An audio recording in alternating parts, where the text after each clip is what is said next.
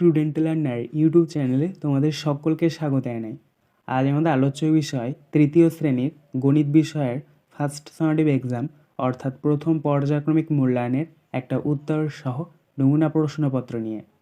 Full marks তোমাদের থাকবে 20 এবং সময় থাকবে 40 মিনিট। প্রশ্নপত্রটা তোমাদের সেট নাম্বার 3। সরাসরি স্ক্রিনে তোমরা উত্তর সহ নমুনা প্রশ্নপত্রটা দেখতে পাচ্ছ।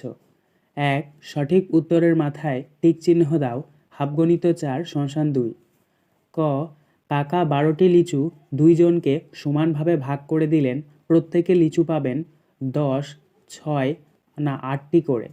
সঠিক উত্তর হবে 6, কারণ 12কে যদি আমরা 2 দিয়ে ভাগ করি তাহলে 6 পাচ্ছি। খয়েরটা দেখো, 3 অঙ্কের সবচেয়ে বড় সংখ্যাটি হলো 899, 999 না 199। সঠিক উত্তর হবে 999। গ. ত্রিভুজের বাহু সংখ্যা 4টি, 2টি না 3টি। সঠিক উত্তর হবে 3টি। ঘ. আকাশ 2টি গন্ধরাজ লেবু আর 1টি বেল কিনল।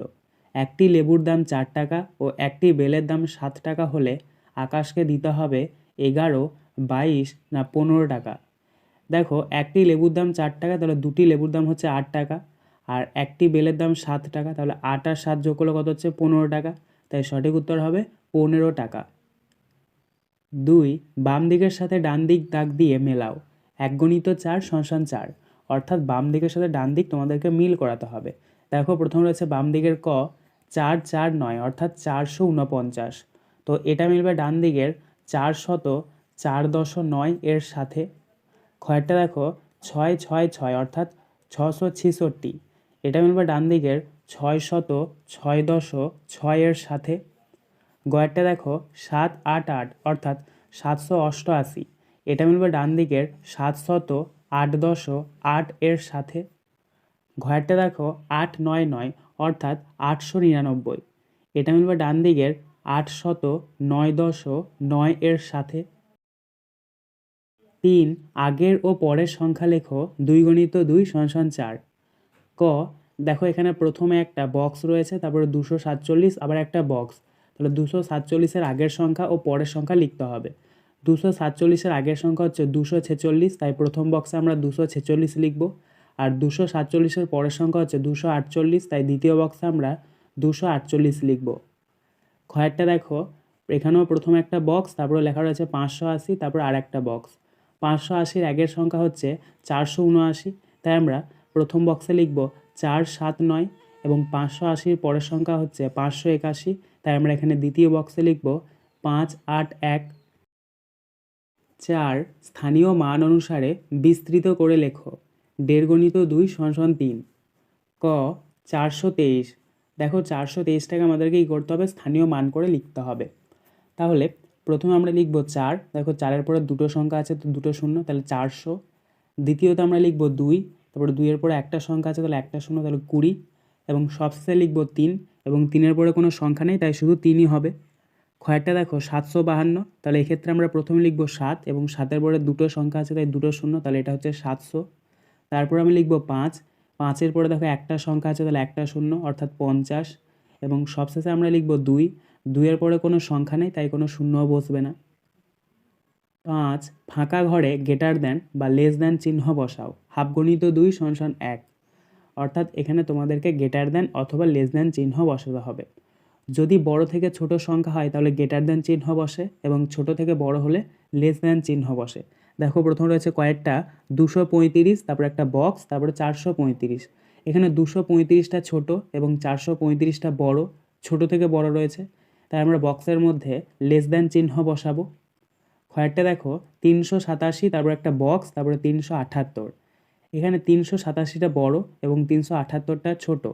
এক্ষেত্রে বড় থেকে ছোট রয়েছে, তাই আমরা বক্সের মধ্যে গ্রেটার দ্যান চিহ্ন বসাবো। 6. নিচের সমস্যাগুলির সমাধান করো। 2 × 3 = 6। ক. কাশিম চাচা পানের বরজ থেকে 600টি পান তুলেছেন। 308টি পান দোকানিকে দিয়েছেন।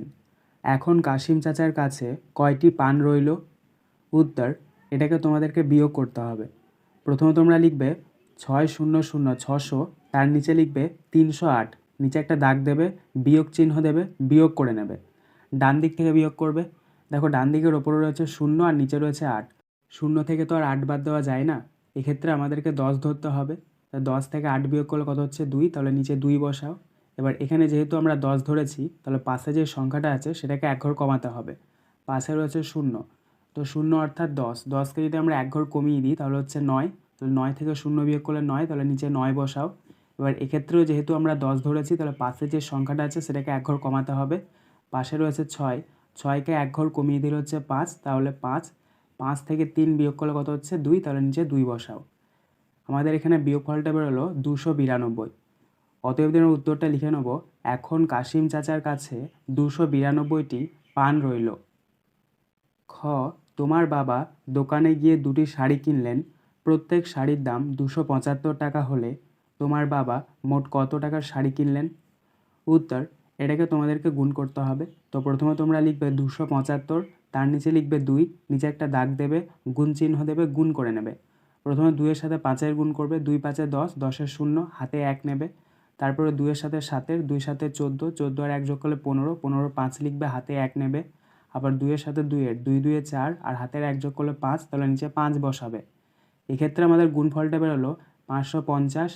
অতএব দিনের উত্তরটা লিখে নেব, বাবা মোট 550 টাকার শাড়ি কিনলেন। গ, দীঘার সমুদ্রে 100 কেজি মাছ উঠেছে। মাছগুলিকে 2টি বাক্সে সমান ভাগে ভাগ করে রাখলে প্রত্যেক বাক্সে কত কেজি করে মাছ রাখা যাবে? উত্তর, এটাকে তোমাদেরকে ভাগ করতে হবে। প্রথমে তোমরা ভাগের একটা বক্স করে নেবে, মাঝখানে লিখবে 100, বাঁ দিকে লিখবে 2। প্রথমে তোমরা নিয়ে যাবে 2 5-এ 10, ওপরে 5, 10-এর নিচে 10 লিখবে, নিচে একটা দাগ দেবে, বিয়োগ চিহ্ন দেবে, বিয়োগ করে নেবে। 0 আছে, 0টা নামিয়ে নেবে। তারপরে তোমরা নিয়ে যাবে 2 0 0, নিচে একটা দাগ দেবে, বিয়োগ চিহ্ন দেবে, গুণ চিহ্ন দিয়ে দেবে। তাহলে দেখো ভাগটা মিলে গেল। অতএব দিয়ে আমরা উত্তরটা লিখে নেব, প্রত্যেক বাক্সে 50 কেজি করে মাছ রাখা যাবে। আজকের আলোচনা পর্বটি এখানেই শেষ হলো। আশা করি ভিডিওটি তোমাদের ভালো লেগেছে। যদি ভালো লাগে একটা করে লাইক করে দিও। সবশেষে তোমাদের কাছে একটাই অনুরোধ, যারা এখনও পর্যন্ত আমাদের চ্যানেলটিকে সাবস্ক্রাইব করে উঠতে পারোনি, তারা চ্যানেলটিকে সাবস্ক্রাইব করে পাশে থাকা নোটিফিকেশন বেলকে অল প্রেস করে নিও এই ধরনের নতুন নতুন ভিডিও পাওয়ার জন্য। ধন্যবাদ।